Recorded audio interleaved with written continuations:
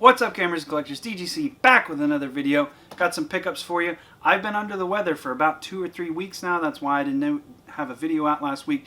Just been really not feeling great. Feeling pretty good at this point. Still a little bit of a sore throat, but other than that, feeling better. So let's jump into this month's pickups.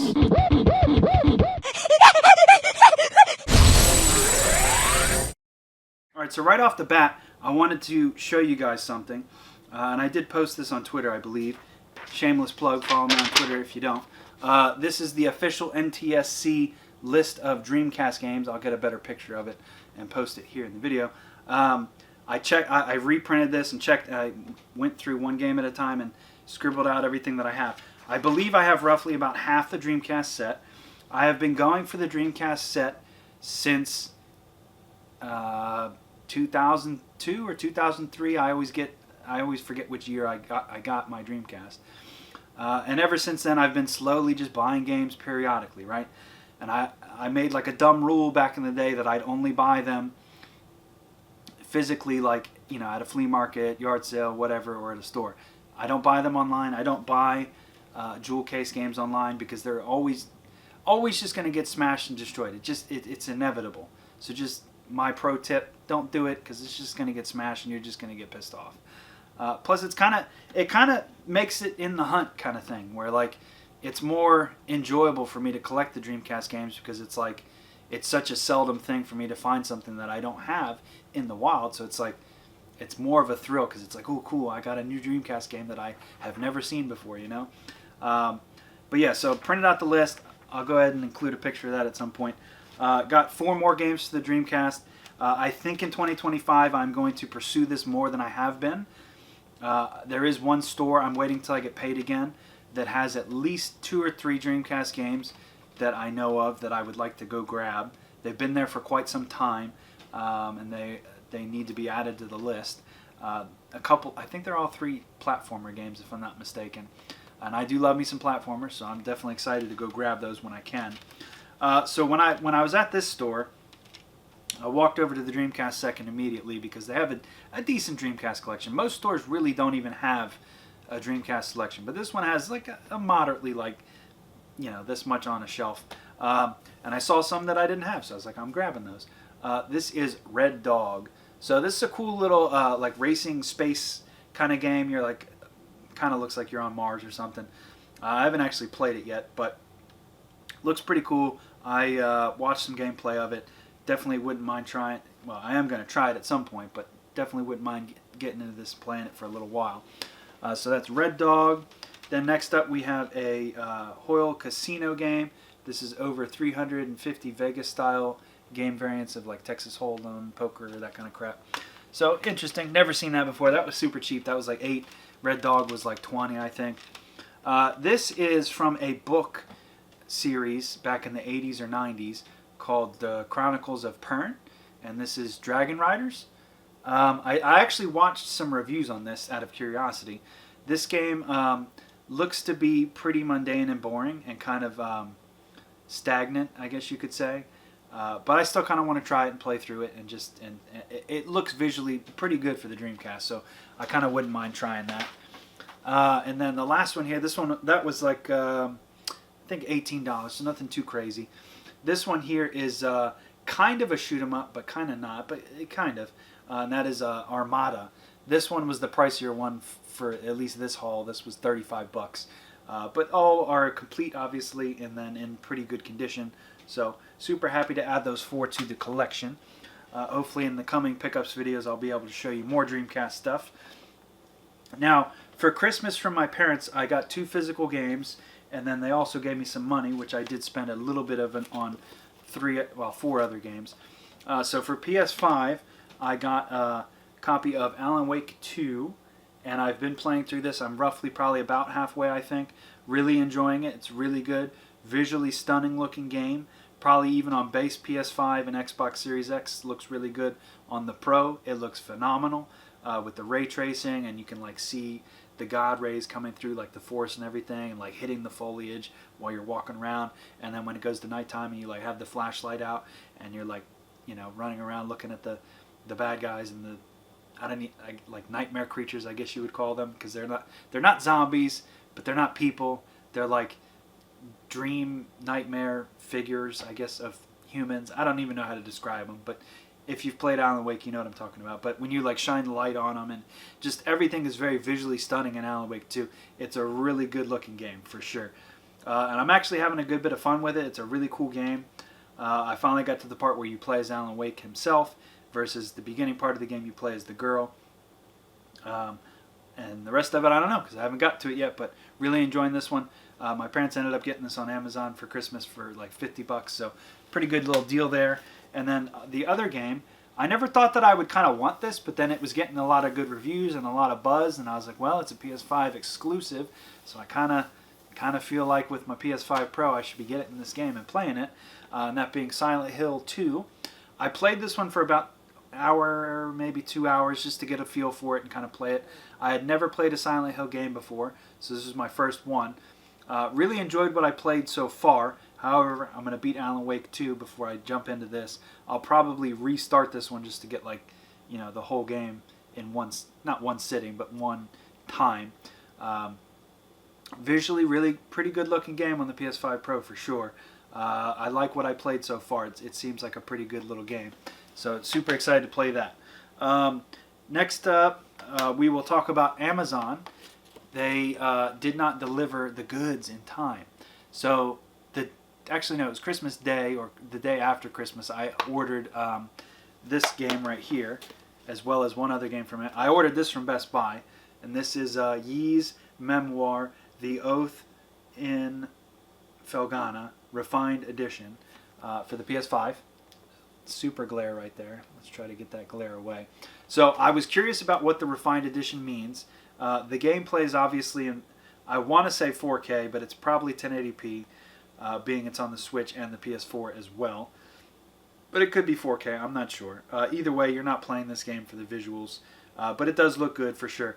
This was originally a PSP, well, originally it was a Turbo game, a Genesis game, and a Super game, Ys 3. Then they made a remake of it on the PSP. This is based off the PSP version. The story is still of the original and the PSP version, I guess. But the Refined Edition is essentially enhanced cutscenes, so they like made them look a little bit better. And then this has the music from like a lot of the Ys games in it, so you can like change through the music if I'm not mistaken. Haven't played it yet, so don't quote me on that, but I think that's what they did as far as music. But they definitely increased the cutscenes because you can see it right here on the box. This comes with kind of a good bit of stuff. Obviously, you get the game, you get a nice little acrylic stand, which I'll probably set up and put up here next to my other little ones. I kind of been enjoying those little acrylic stands. They're a nice little shelf candy. Nice CD soundtrack. There's some art cards in here. For $60, you get a good bit of stuff here, and it's a nice little sleek package. Not too big, not like a gargantuan box. So I'm very pleased with that. Got this with my parents' Christmas money as well as these two. We got Cruisin' Blast here for $20 from Best Buy. Definitely recommend that. This is not on sale, but it's just currently $20. It's been $20 at Best Buy for a long time. I definitely recommend picking this up. Physically, I think the only way you can get this is on the Switch. Digitally, I think it is on all the consoles, if I'm not mistaken. But being a physical exclusive, I wanted to own it for the Switch. I have opened this and played it. Very disappointed to open that and see white. Pretty boring on that.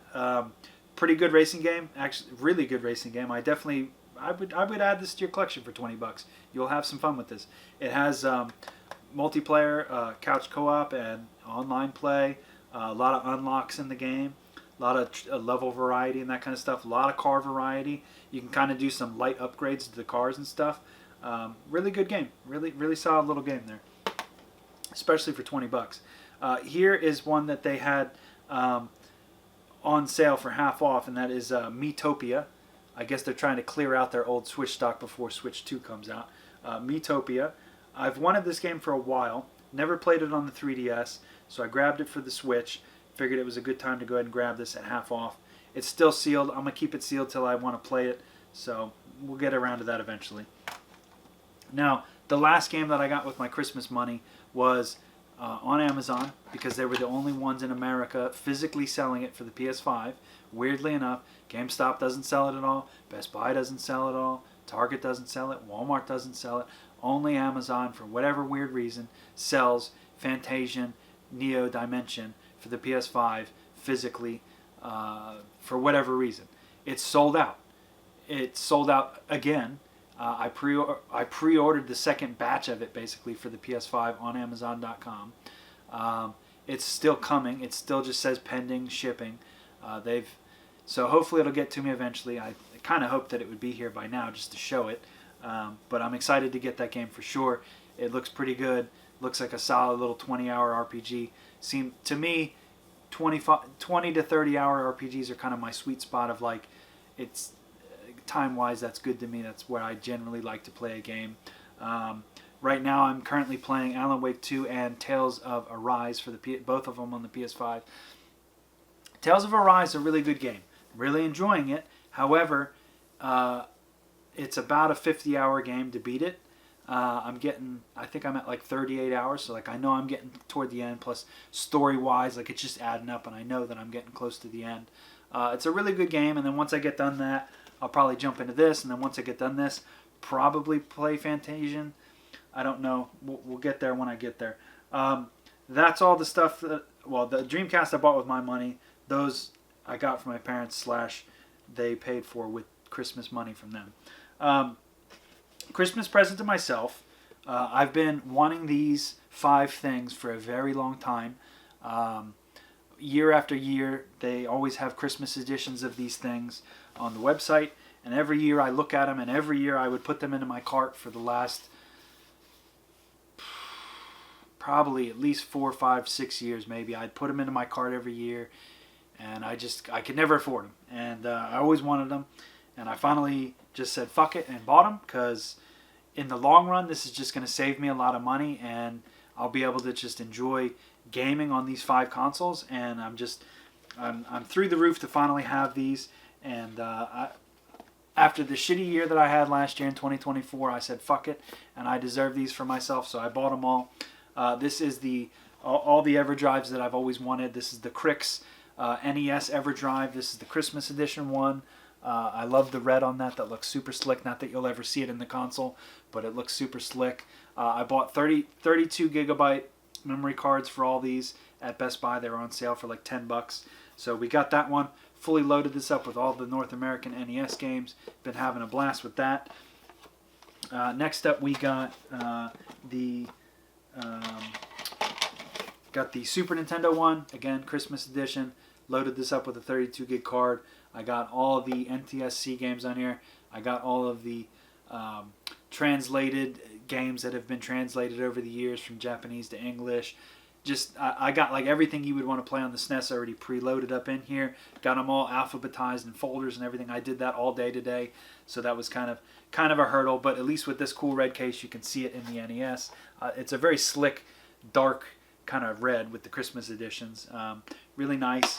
And then we got the Mega Drive one, or Genesis for us American folks. Again, 32 gig drive. However, this is something, in case you ever do buy these and get curious about it, I do have a 32X and a Sega CD hooked up to my Genesis Model 1 high defer, and it's the Model 2 CD with the extended plate though. But so with these, you can play the 32X games and the CD games and load them onto here. However, you're going to get, for this one system, I recommend getting bigger than 32 gigs. Don't know why, but it's like just enough to where it's like 33 gigs to do all 3 of those consoles into one SD card. So I now had to buy a 64 gig card just for this one specifically. So whatever, it is what it is, but just heads up if you want to ever get that. So that's awesome. Grab that one as well. And then next up we got the N64 one as well. I've already preloaded this with all of the North American games. Again, it's the crimson red, like Christmas theme.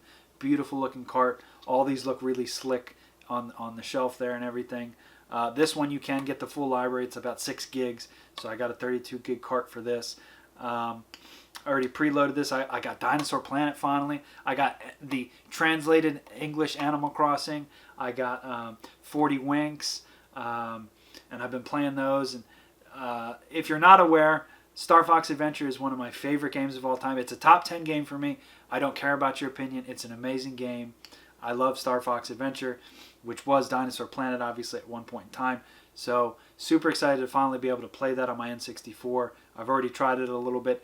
It's not a bad game. It's pretty good. Like, I kind of wish they had released that back in the day. I don't know that it's fully completed. I think it's like 90% completed, if I'm not mistaken. But it probably is largely different than the actual Star Fox Adventure. It does start out the same, though. I can't say that because I did do the gun battle part and watched the first cutscene. Is basically the exact same as the first cutscene in Star Fox Adventure.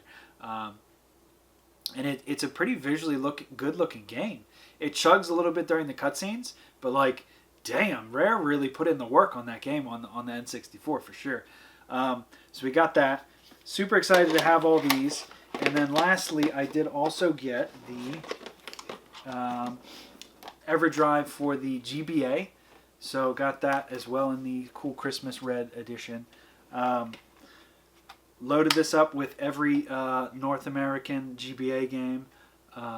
So excited to be able to play a lot of GBA games that are just too expensive at this point in time.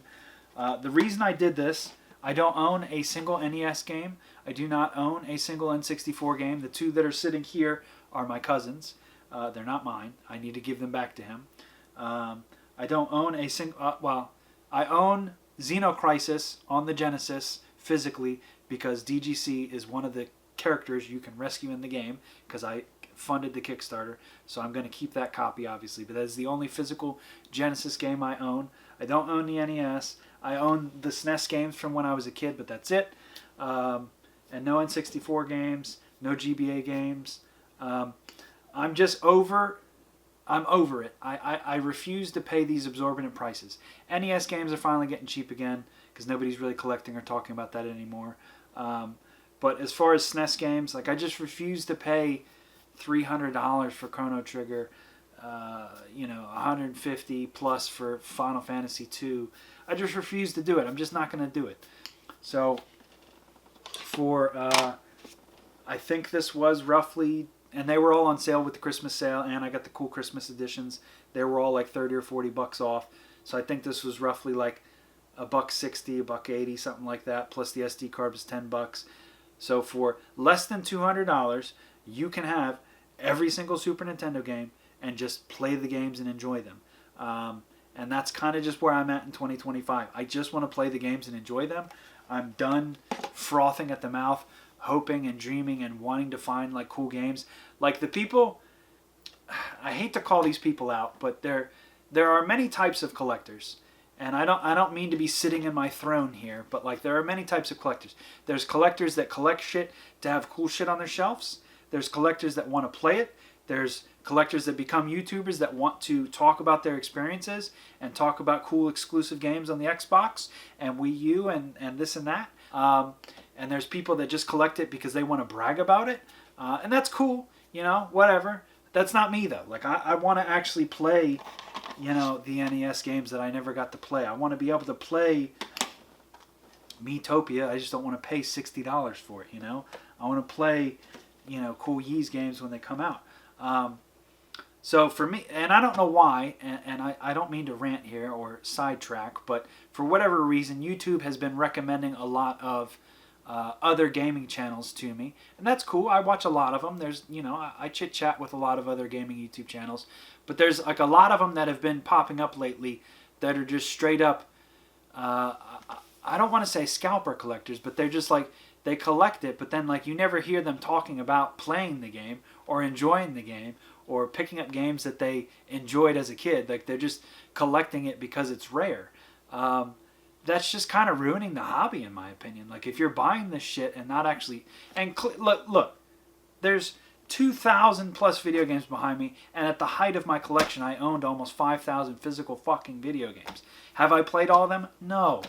Do I want to at some point in time? Yes. That's why I physically own them and want to own them so that I can one day play them and beat them and enjoy them, right? Like all the GameCube games I beat all those when I was a kid. Those are still all my original copies. Like all these 360 games, I've played a lot of these. My 360 achievements can prove it. The Wii U games, I had the full library at one point in time, And I was one of the first people on YouTube to have the full library in North America. As you can see, there's 2 here, and then this whole thing is Wii U exclusive games. Well, were Wii U exclusive, but they're the definitive versions of that because the gamepad's better than the stupid-ass Switch, you know. And then I have the Switch games that I play and the Dreamcast games. And I'm not trying to rag on the people that, like, if you want to collect just to collect, that's cool. But at the same time, know that if you're just collecting it and it's just sitting on your shelf, you're kind of part of the problem as to why these games are expensive, because you're not even at least playing the game. It's just sitting on your shelf. And for what? Like, all these games that I have, at some point in time I will be playing them or have already played them and like have fond memories of them, right? Like, at no point in time am I ever going to be able to play everything here, right? But at the same time, collecting just to collect it is kind of silly in my opinion. Like, as far as like, would I like to own a lot more SNES games? Yeah, I would love to own them. And I did own Chrono Trigger at one point in time, and I remember spending, I think, $150 on it. And like, I owned Final Fantasy 3 at one point, and I think I spent like $50 on it. And now they're just like twice as much. And I just can't stomach that price. It's just too much. And I hope more people like kind of start to do EverDrives and stuff, because, you know, for the price of like one expensive N64 game, oh god, you know, this is one, you know, one of the more expensive EverDrives. But, you know, for a $10 SD card and the price of this, let's call it like $230 shipped to you, that's like 5 N64 games. You can have the whole library. Like, yeah, it's not the same, but I mean, like, I'm still playing it on the physical hardware, so it's largely the same thing, right? So it's like, I don't know, this is just kind of mentally where I'm at least with like retro games, like vintage retro, whatever you want to classify cart-based games at. That's just kind of where I'm at with it. Like, I love getting a physical Xbox game, and oh shit, oh that's right, there's two discs in here. But yeah, you know, I love getting the physical Xbox game because it's got the manual, and then like even Nightcaster 2, this is like a $20 games tops, and it's been $20 for 20 years, and it will probably be $20 for the next 20 years. It's not a rare game. It's not an expensive game. It's frankly not even that good of a game. But, you know, that's why Xbox is fun to collect for, you know? And that's just kind of where I'm at with the retro cartridge stuff. Like, I just don't want to spend that absorbent amount of money anymore. I just can't do it. I won't do it. I refuse to do it. That's just where I'm at with that. Sorry for the rambly rant there. But, so going into 2025... my game plan for collecting, me personally, no longer be collecting for any of these cart systems. I'm just going to play the games and enjoy them. As far as Dreamcast stuff goes, though, I will be collecting that because it's been a childhood dream of mine to get them. And I do enjoy playing the Dreamcast games that I have. And it's afforded me the ability to enjoy them by picking them up so slowly. I've been able to actually play all of these games and enjoy them because I'm not just sitting there buying all of them on the internet. Like, I'm physically finding it, picking it up, and enjoying it. And for me, it's kind of part of the thrill and the hunt to be able to get them physically, like, on site and then like play them. But yeah, that's just kind of where I'm mentally at with it. Like, I want to slow down the collecting and just enjoy the games more and talk about the games more and that kind of thing. And that's just kind of where I'm at going into 2025. I want to play, like, this last year I beat, I think it was 24 games that I beat. I'd like to have a bigger number this year. That's still a good number, 24. That's like 2 a month, give or take. But at the same time, I'd like to be beating tons of N64 games and NES games and just enjoying some of the stuff that I've never been able to play. Plus, what's cool is, you know, loading all these games up onto these carts, I was sitting there popping them in just to like test it and make sure like all the files that I did were correct and this and that, and then like alphabetizing them in folders and stuff and popping it in and out, playing it. It was fun to just be able to pop it in, and within like 20 seconds, you're playing the fucking game. There ain't no 100 gigabyte update. There is no, connect to the internet to make sure that you can play the game because your PlayStation Plus account is deactivated. There's none of that. You just put the motherfucker in, you plug in the controller, and you play the game. And it just, I forgot how much I missed it because I haven't had any cart-based games in so long because I sold them all off in the Great Purge of 2021. And now I realize what I've been missing out on for the last couple of years, not being able to play retro stuff, and now I can again, and it's fantastic. So I'm very excited to play all these retro games again. I plan on streaming a lot of that stuff. What was that? I was playing, so as a kid, I owned, where's my copy? I don't even know where it is. Oh, here it is. No, that isn't it. I don't know where the hell it is. It must be over there in the boxes. But my copy of Spider-Man Separation Anxiety. I got that as a kid. I love the music in that game.